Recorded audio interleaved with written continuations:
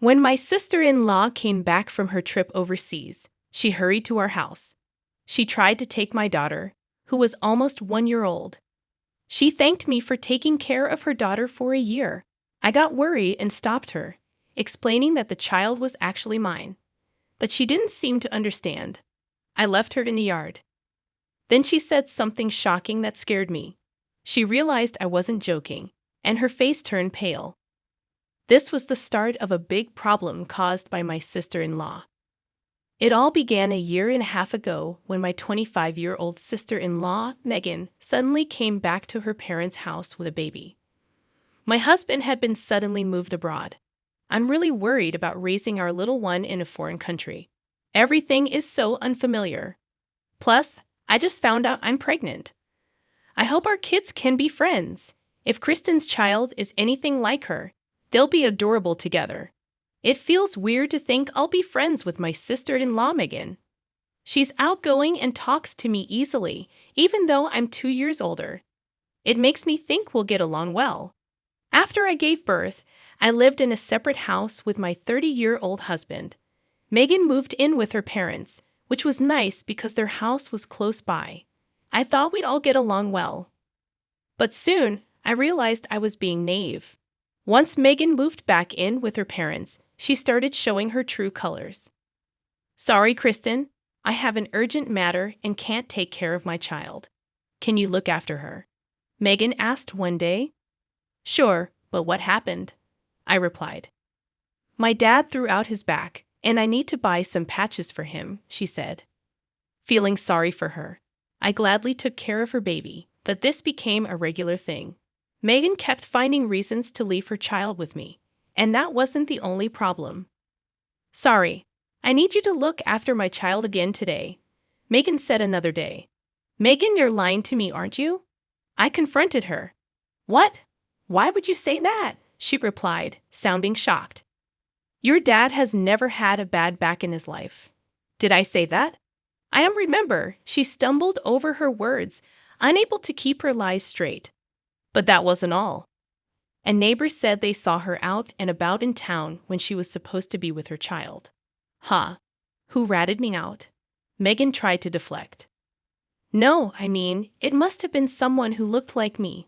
Who do you believe, that old lady or your own sister-in-law?" she pleaded. Despite her attempts to sway me, I wasn't fooled. "Just take care of your own child." "I won't be helping you anymore," I said firmly. "Why would you do that? That's so mean of you," I exclaimed as Megan threw a tantrum like a child. But then she suddenly stopped, as if she had an idea. "Fine, I'll make you want to take care of my child on your own," she declared. "What do you mean?" I asked, puzzled. Without answering, she smirked, picked up the baby, and left our house, leaving me feeling uneasy. I consulted with my husband and in-laws to warn them about Megan's behavior, but it was like talking to a wall. She showed no signs of remorse or understanding. Instead, she concocted a plan. One afternoon, while I was dozing on the couch with my pregnant belly, I heard a baby crying. At first, I thought it was from a neighbor's house, but it sounded too close. As I pondered, my phone rang. "Hello, this is Kristen," I answered. "Oh, hey, Kristen. Please take care of my child," Megan said casually. "What? Didn't I tell you last time that I won't be taking care of your child anymore?" I replied, getting frustrated. Megan laughed, finding my response amusing. "It's too late. I already left my child at your doorstep a while ago." Rushing to the door, I found a baby crying on my doorstep. "Megan, what are you thinking?" I shouted. "Well, you were being mean, so I had no choice," Megan replied gleefully, as if she had pulled off a prank. "I told you, didn't I? I'd make you want to take care of my child. You wouldn't leave a baby on the doorstep, right?" "Stop joking.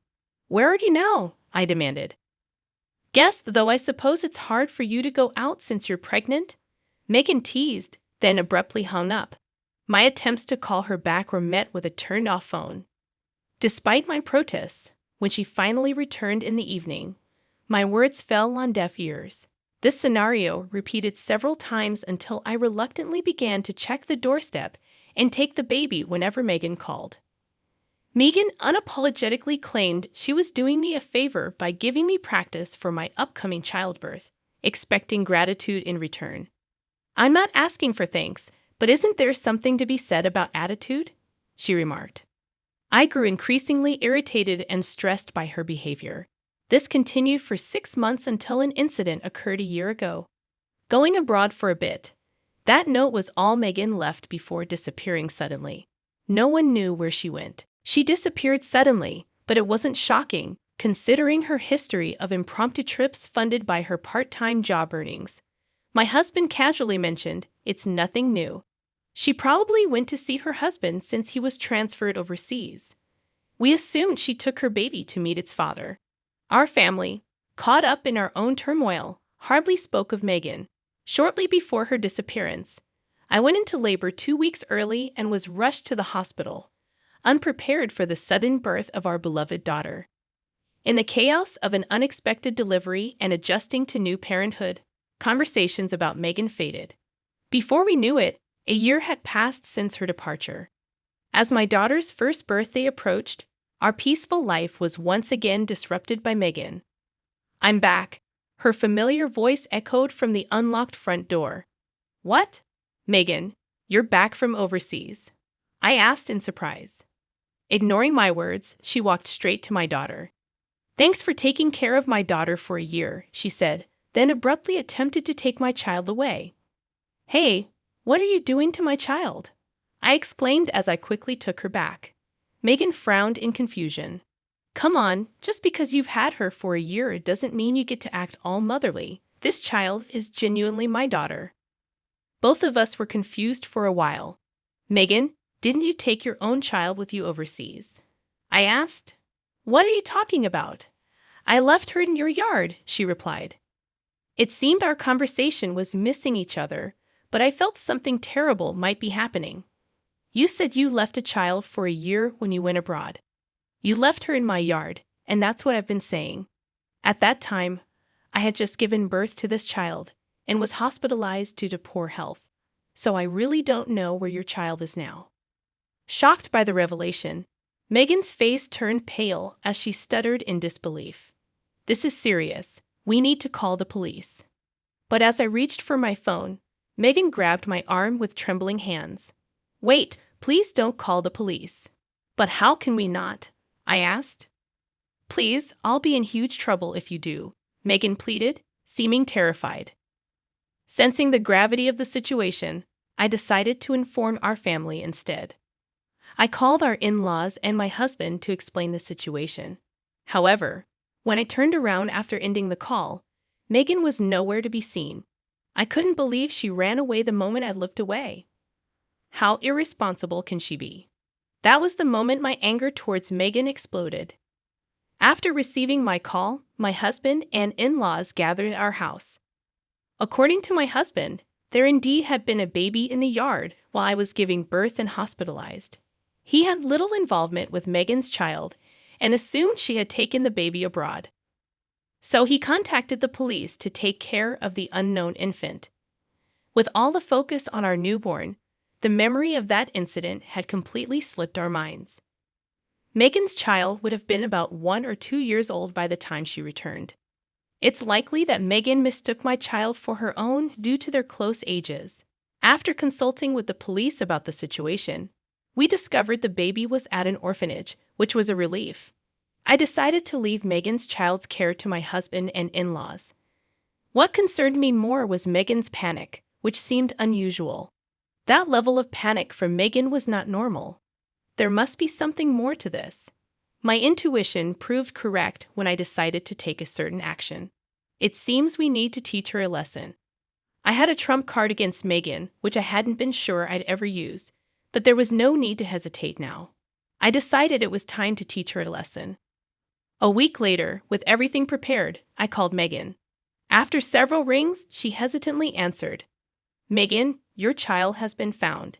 You can relax now. Come back home," I said.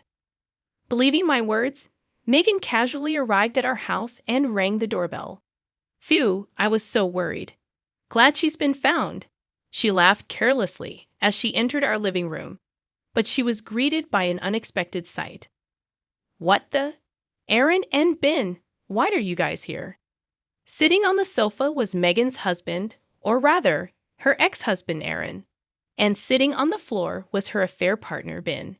Aaron frowned deeply at his ex-wife, glaring at her, while Ben looked on with a pitiable face, as if he was about to cry. This is bad. She turned to make her escape from our house, but my father-in-law, a large man, was standing guard at the entrance, blocking her way out. Consequently, Megan ended up sitting on the floor alongside her affair partner, Ben, receiving a lecture from my husband, her ex-husband, and our in-laws. Come on, it's fine now, isn't it? The child is safe, right? As Megan puffed out her cheeks in defiance, Aaron, with a chilly look, said, If you can't even take care of the child, then you should return the custody and the child support payments. When I contacted Aaron, he revealed that everything Megan had told us was utterly false. He had not been transferred overseas, and they had divorced due to her infidelity. However, during the divorce, Megan had forcefully taken custody of their child and had been receiving substantial child support payments from Aaron. Even when the infidelity comes from the custodial parent, they are still entitled to child support. This is why Megan desperately tried to prevent me from calling the police, fearing the consequences if it was discovered she wasn't actually taking care of their child. I can't pay back the child support, Megan pleaded with me, her voice trembling with fear. But you made me take care of the baby, didn't you? There's no escaping that, I replied. Don't make stuff up. Where's your proof? She screamed hysterically. I calmly showed her the footage from my phone. It showed Megan leaving the baby at our doorstep and walking away. What? When did you take this? She asked, her voice faltering. Since you started leaving your child on my doorstep, I installed a security camera for safety. It would be terrible if something happened to the baby, I explained. This footage proved she hadn't been fulfilling her parental duties. Wouldn't the child be happier being raised by Aaron? I asked. Megan bit her lip and growled lowly. Suddenly, she clung to Ben, who was sitting next to her, bursting into tears. Help me, Ben. Everyone's bullying me. However, Ben, who seemed to have only considered Megan a casual fling, gently pushed her away. Well, I have another family. You're betraying me too. Who do you think paid for our round-the-world cruise? So the child support went on a splurge around the world, huh? I remarked. Megan covered her mouth in shock, but the words she had let slip could not be taken back. So when you said you were going abroad for a year, you were actually on a world cruise with your lover, using up the child's support, and now you can't pay Aaron back? I asked incredulously. Yeah, so what? Is that so bad? Megan defiantly gave up. I didn't hold back my criticism. Then I'll have to call the police. Wait, please. I'm sorry, just forgive me. Megan finally showed remorse, sobbing, and repeatedly prostrating herself on the floor. However, I couldn't afford to be lenient. Just so you know, I won't forget how you've treated your child and me. You better reflect on your actions. After my firm statement, Megan was taken away by the police. She was arrested, and her daughter was returned to Aaron, who regained custody. Megan is now required to pay a monthly child support of $500 until the child comes of age. Cut off by my husband and in-laws, Megan faces a thorny path. Even if she gets out of jail, Ben too wasn't spared. His wife filed for divorce and demanded compensation. As for me, I'm living a harmonious life with my husband and our daughter. Every day is a joy and a new discovery as we watch our daughter grow.